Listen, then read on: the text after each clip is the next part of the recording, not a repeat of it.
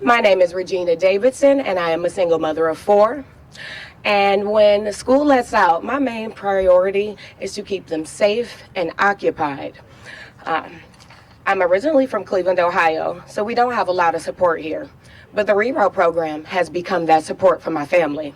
Through weekly mentorship, monthly field trips, my children are active, safe, and learning new things in the community.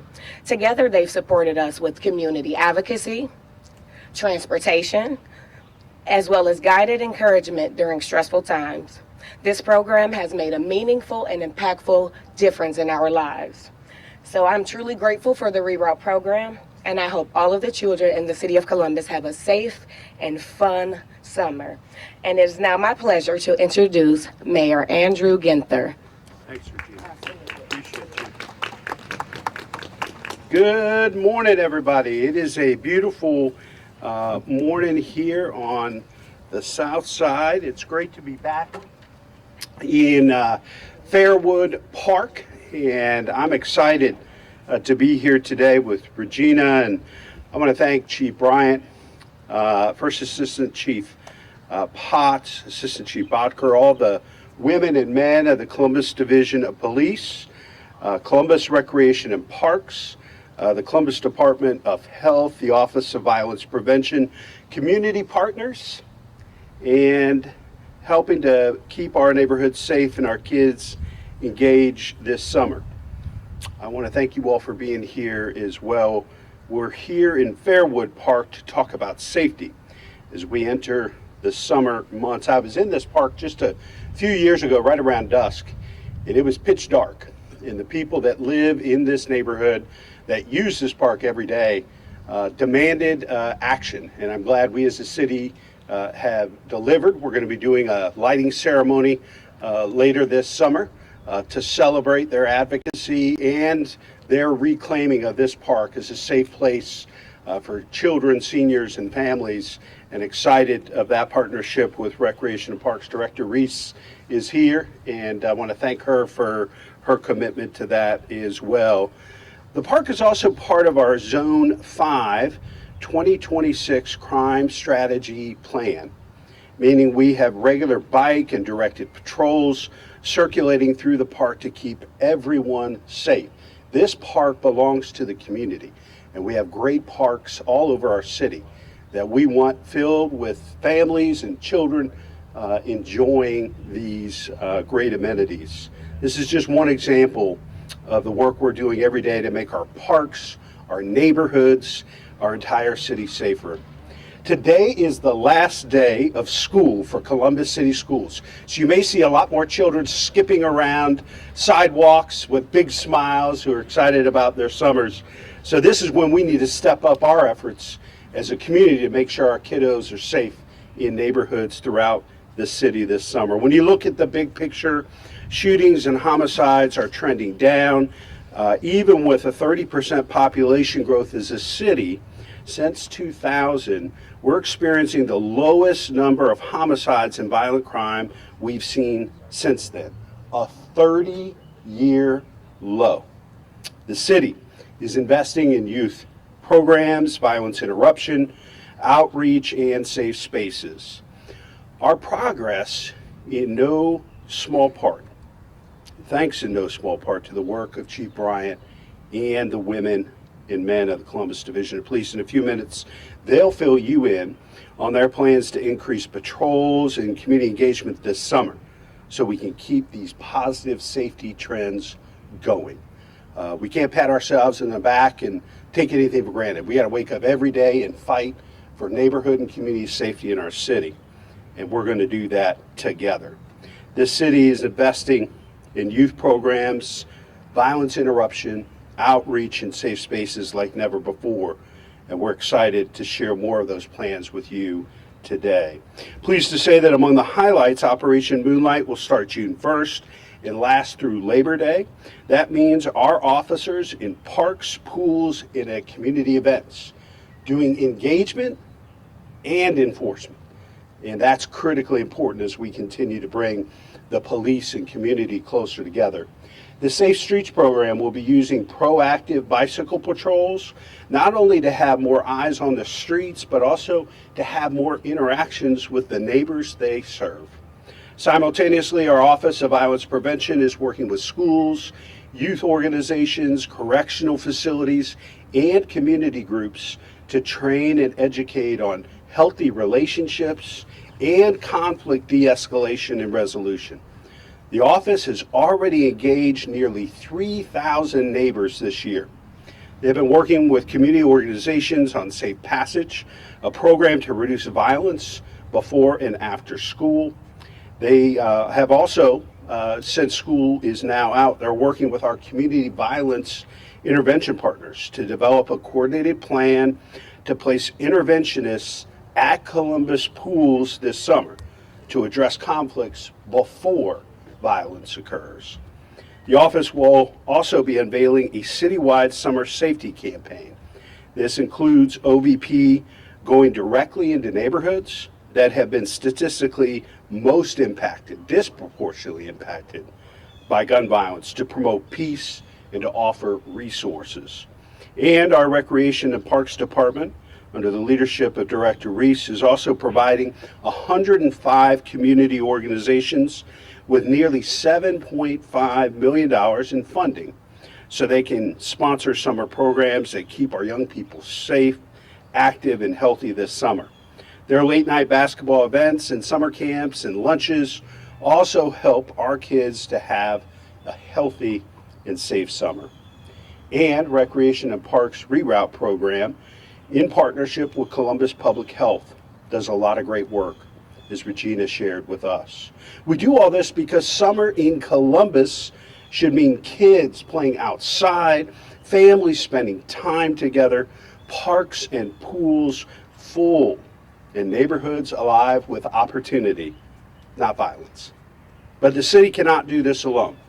Each summer, I ask Columbus parents to know where their kids are and who they're hanging out with. If you don't have a curfew in your household, I'd consider putting one in place. I know there's one in my household. Check their phones and social media and know what they have with them when they go out. Check their rooms and possessions to make sure that they don't have anything where they could harm themselves or others. And today, I also want to talk to another group of influencers, father figures, aunts and uncles, older brothers, sisters, cousins, coaches, and mentors.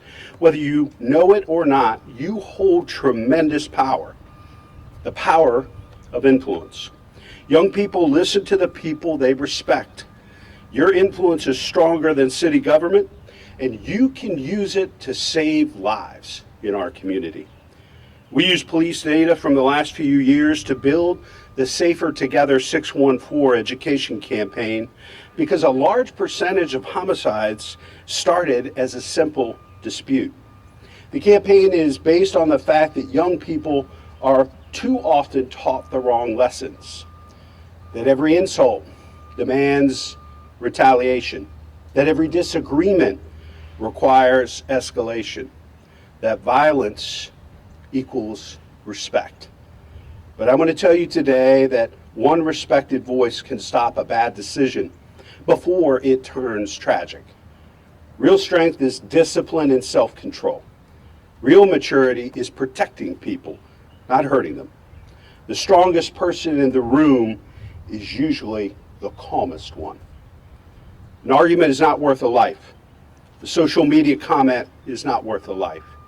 A moment of anger can steal decades, maybe a lifetime, of someone's future. We can work this summer, starting right now, to change that culture together. The city's OVP has educational resources on their website that can help you intervene when you see a potential conflict or a situation that may be escalating.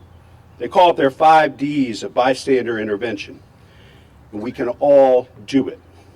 Pull someone aside. Drive a young person home. Tell them it's not worth it. We'll be working hard to keep our community safe this summer, but we'll have our greatest successes when we stand up for one another and work together. That's how we continue to get safer day by day. Now I'd like to bring up Assistant Chief Greg Botker to give you some more information about the police efforts this summer, and then First Assistant Chief LaShawna Potts will detail how the department does engagement with young people, and a big part of the effort to not only do enforcement, but engagement with the community overall. Chief Botker?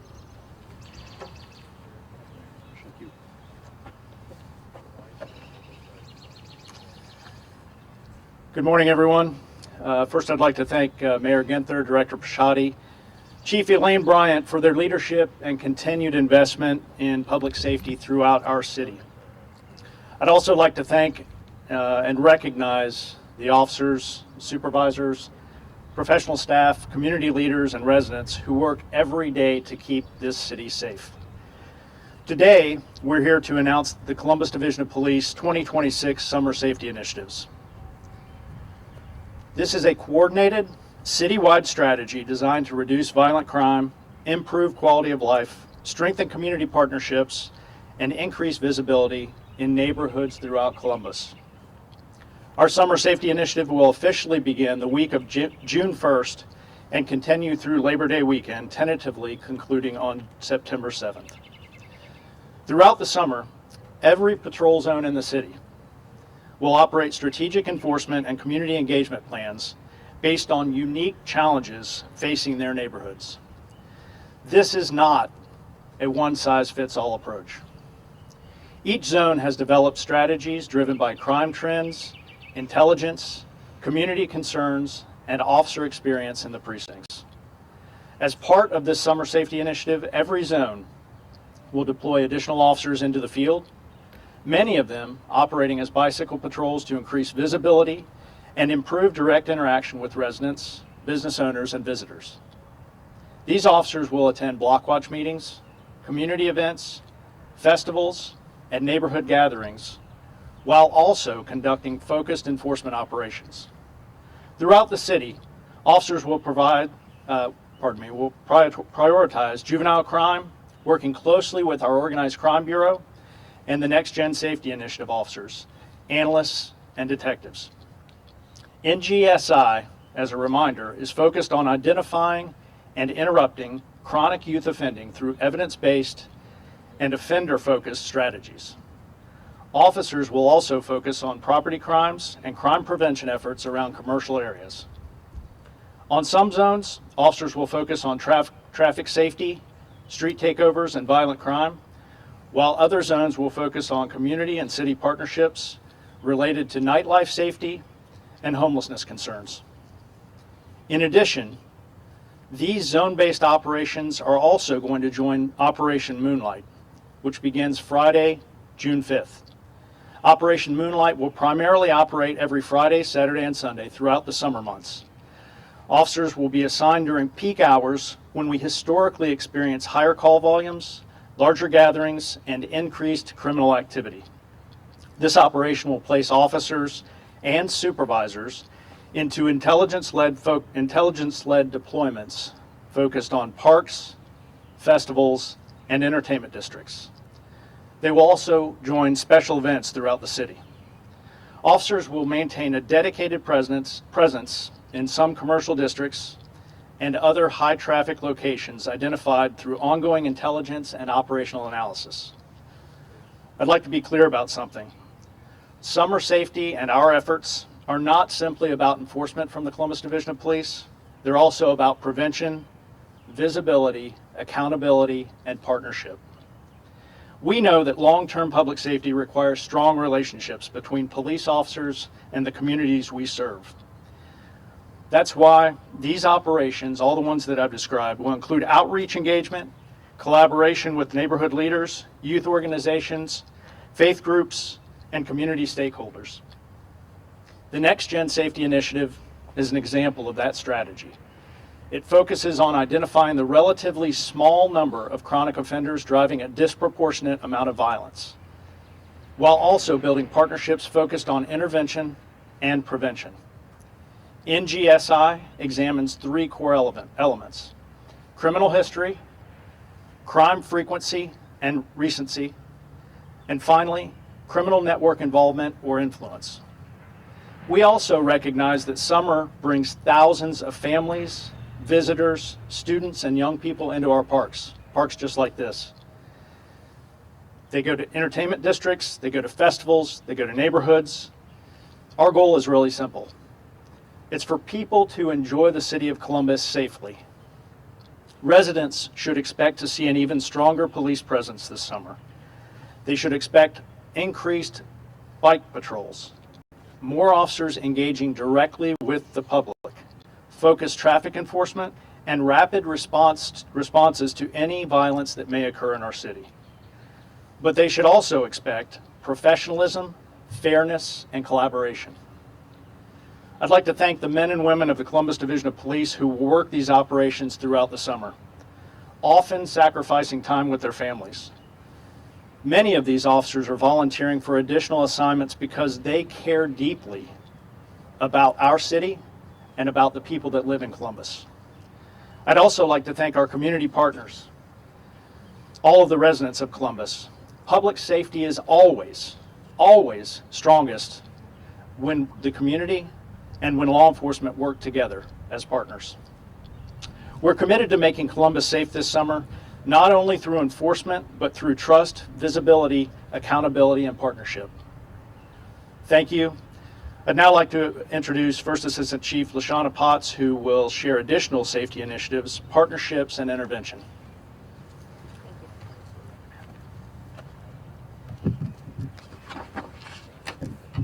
Good afternoon.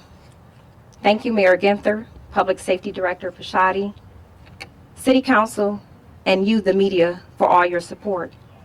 As Mayor Ginther and Assistant Chief Bacher spoke to you about the amazing work being done by the collective, one thing that should be highlighted is the intentional work being done to keep our residents, neighborhoods, and young people safe this summer.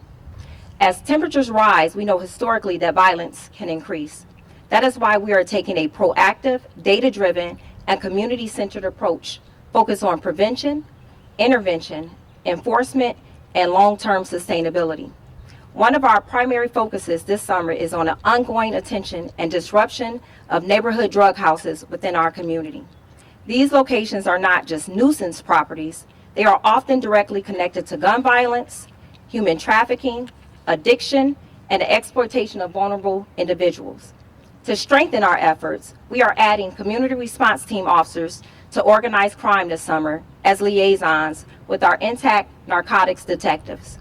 This is a significant enhancement to our strategy because it creates consistency, improves efficiency, and strengthens our ability to investigate, enforce, and ultimately close down drug houses permanently. This initiative also provides valuable training opportunities for our patrol officers, allowing them to develop and progress patrol-based narcotics investigations. We are building stronger officers, stronger investigative capacity, and stronger collaboration across this division. Simply put, this will be a force multiplier. This initiative will be implemented citywide across all 6 patrol zones. Each zone will include 1 sergeant and 6 officers dedicated to this work. This means additional resources, enhanced intelligence sharing, and a focused effort to improve quality of life in every part of our city. As many of you are aware from our recent press conference with Gang Enforcement Team A and NextGen announcing the RICO indictment of 10 young persons, as well as the conviction of a parent involved in operating of a criminal enterprise, we continue to remain focused on enforcement and prosecution of targeted individuals who continue to perpetuate violence in our community. That case sent a very clear message. We will hold accountable anyone contributing to organized criminal activity that harms our neighborhoods. But we also recognize something critically important. Enforcement alone does not reduce violence long term. That is why we continue to invest heavily in prevention and intervention efforts. We are now entering our 2nd year of Beyond Enforcement, a 10-week collaborative initiative focused on holistic healing, mentorship, accountability, education, and opportunity for our young people. This program remains the only program approved by the Ohio Department of Corrections of its kind, and we are proud of the lives being positively impacted through this collaborative effort. We are also excited about a future collaboration involving a multitude of stakeholders, all united around one common goal: keeping our youth safe, alive, supported, and out of our detention centers. Our work would not be possible without our incredible partners, including the Ohio Department of Rehabilitation and Correction, Franklin University, Public Health, Recreation and Parks, the Franklin County Coroner's Office, Grant Medical Center, Prosecutor's Office, City Attorney's Office, We Are Linden, Mothers of Murdered Columbus Children, therapist Stephanie Starks, Evergreen Funeral Home, and Columbus Violence Reduction under the header of Office of Violence Prevention, and many other committed supporters and stakeholders. We want to provide our young people with every resource, opportunity, and support system necessary for their success.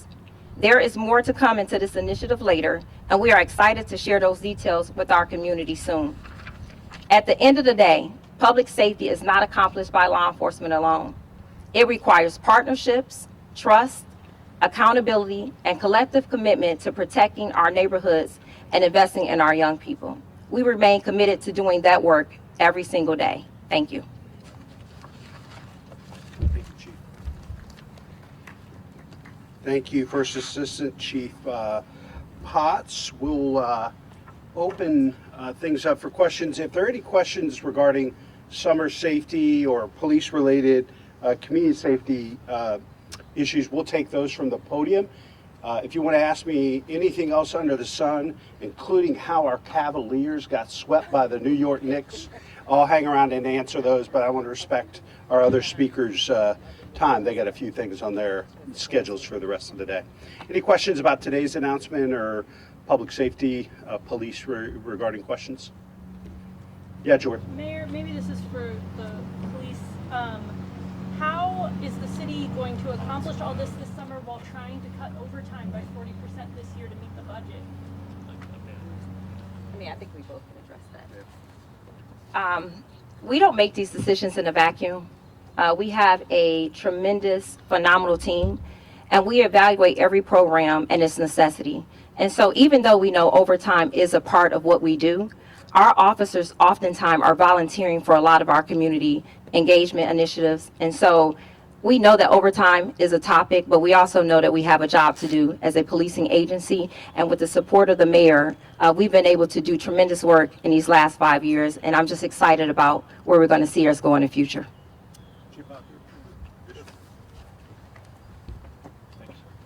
I'll just add, you heard some common themes in both Chief Potts and my statements, and that is intelligence-led, strategic.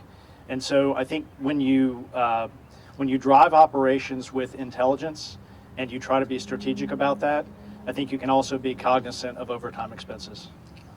Thank you.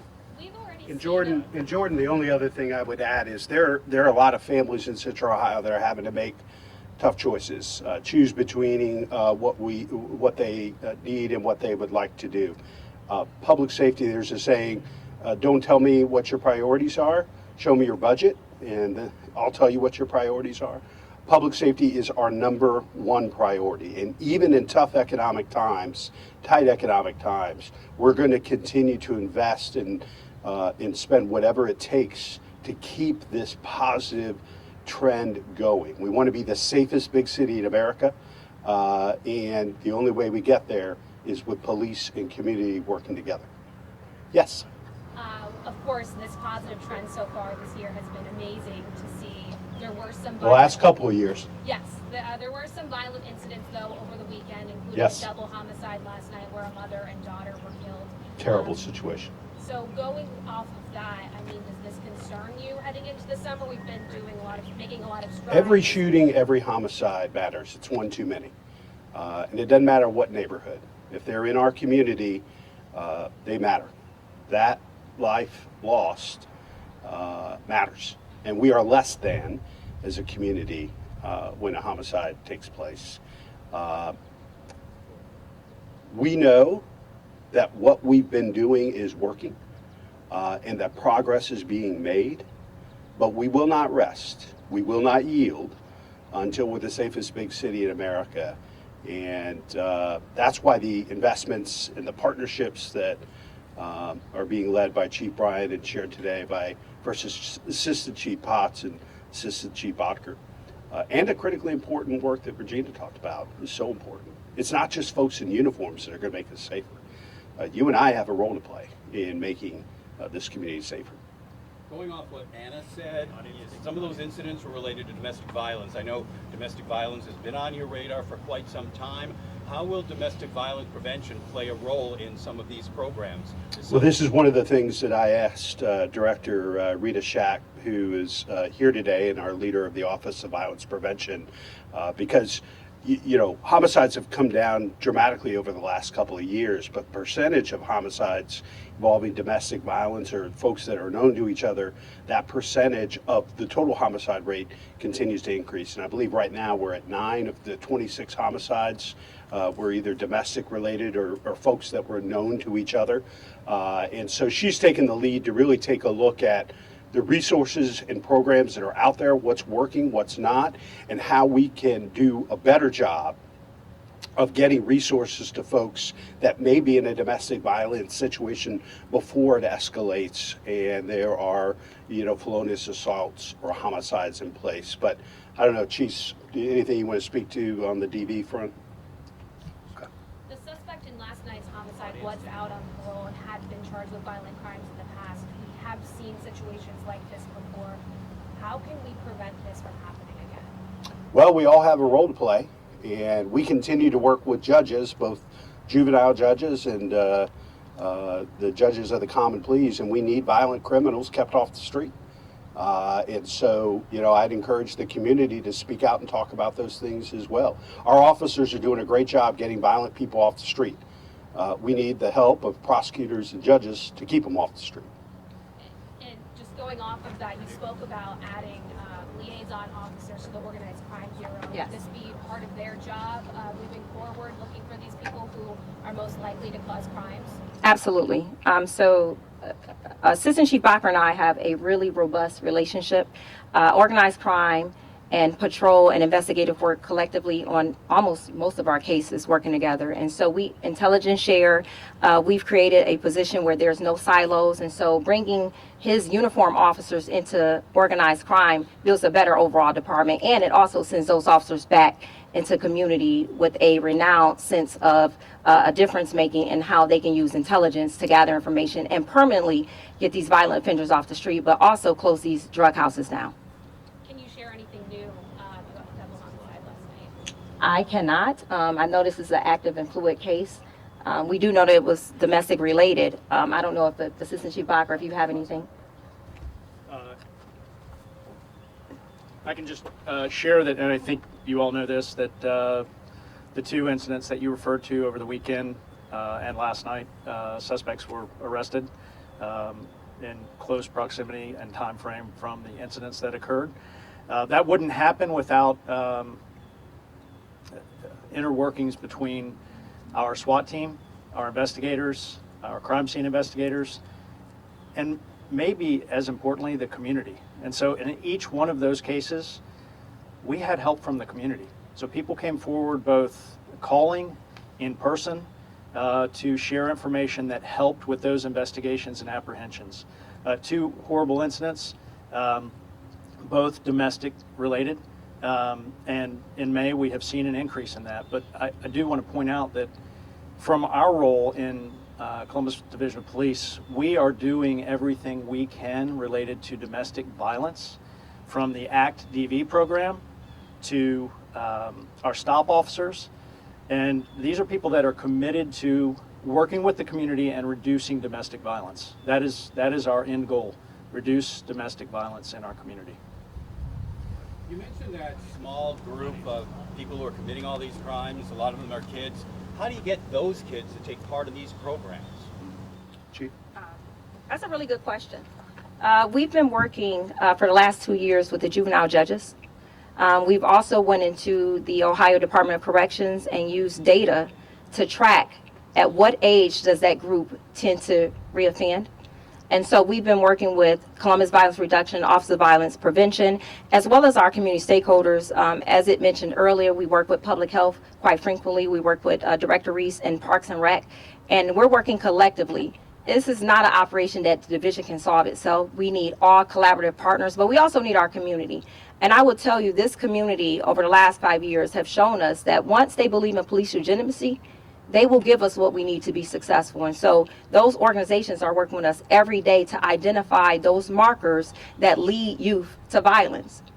It's not rocket scientists. It's really just looking at the data, going into the schools, having those partnerships, and having those really frank conversations about what leads our kids down the stray. And I think we've done a good job as this community with the reduction that we've seen in violent crime. There's still work to do, as Chief Ryan has always said. One death is too many, but we are on the right trajectory to be the safest big city in the community. And so I want to keep that focus where it is. You said that OVP is going to go directly into neighborhoods impacted by gun violence to promote peace and offer resources. Can you tell me exactly what promoting peace looks like and what resources are going to be offered to people to seek them out?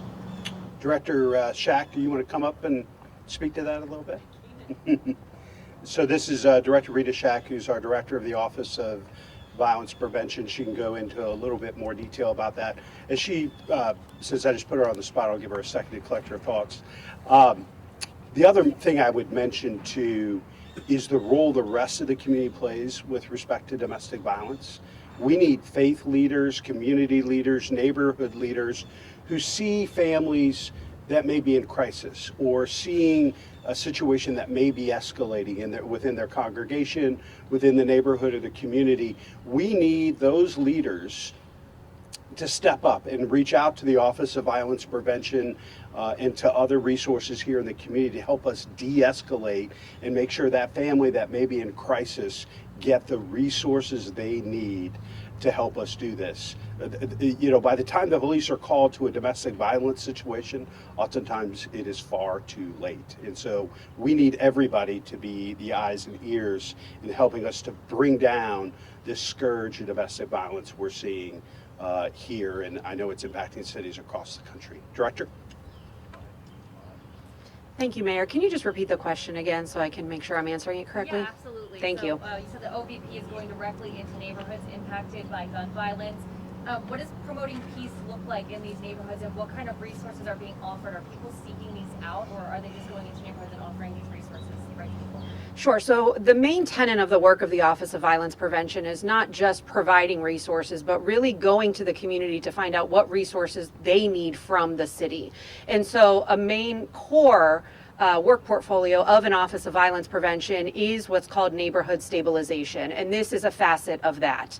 And so we collect data every single day. We get data from the Columbus Division of Police as well as state and national data, and we follow that data. Everything our office does is data driven and evidence based, and this is just another example of that. And so we've chosen 6 neighborhoods. We'll learn more about that as the summer continues on, but we're planning what we're calling peace pop-ups in those neighborhoods. What we've seen in our 3 years of community engagement is that expecting community to come to us being government, us being community stakeholders, community-based organizations, is oftentimes unrealistic. And we're not getting the individuals that we want to help service because we're expecting them to come to us. And so this is an effort, another effort that the office is doing to go straight into the community. We've pulled homicide data as well as non-fatal shooting data to tell us which neighborhoods over the course of the last year have experienced the most violence, and we're strategically going into those neighborhoods. We're bringing the fun, essentially. So we're going to be hosting like a barbecue,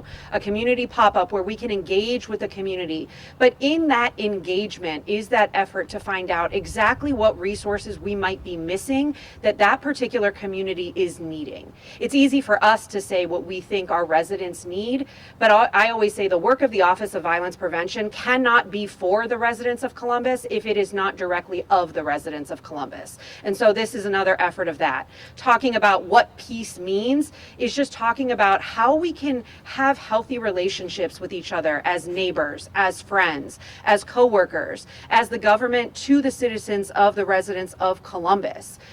Going back to the domestic violence question, that's a facet that our office takes on very strongly. It's about healthy relationships. It's about de-escalation and conflict resolution so that it's not resorting to violence. Thank you. Oh, I was gonna ask, I know you have 6 neighborhoods, you said, do you know if the Short North is gonna be part of that? That's a huge concern summer months going forward. The summer months are absolutely a concern for Short North. That's the area where most visitors and most tourism tend to happen. But we're really looking at data for the neighborhoods that have experienced the most non-fatal shootings and most homicides over the course of the last year. I don't believe the Short North would fall into either of those categories. I know there are other prevention and intervention services that are geared towards the Short North, but as far as the peace pop-ups themselves, we're really talking about community inundation here. We're going into the community where the community lives and is experiencing the violence. Thanks, everyone. Thank you, Director.